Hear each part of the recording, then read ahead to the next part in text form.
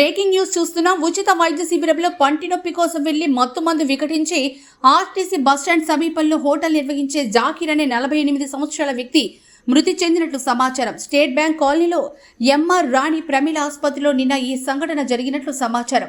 ప్రస్తుతం మృతుని బంధువులు పద్మావతి నగర్ స్టేడియం వద్ద మరో ప్రైవేట్ ఆసుపత్రి వద్ద ఉన్నట్లు సమాచారం.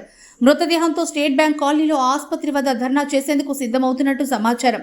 మీడియా వెళ్లి హాస్పిటల్లో సంప్రదిస్తే డాక్టర్లు ఎవరూ అందుబాటులో లేరని చెప్తున్న హాస్పిటల్ సిబ్బంది.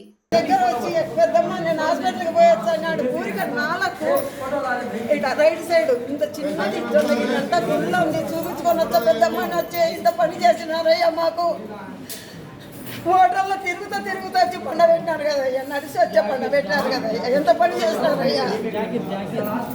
మరి 100 కుటుంబాలు బతుకుతాయా ఆయన మీద.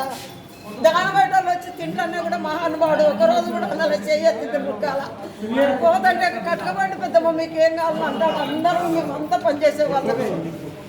ఇంత అన్యాయమే అయ్యా. బాగుంటాడు, ఒక జ్వరం లేదు, తలనొప్పి లేదు, షుగర్ లేదు, ఒక సిగరెట్ బీడ అలవాటు లేదు, ఒక తాగుడు లేదు, ఏమీ లేదు. మహానుభావుడు చేతులు ఎత్తి ముక్కాల.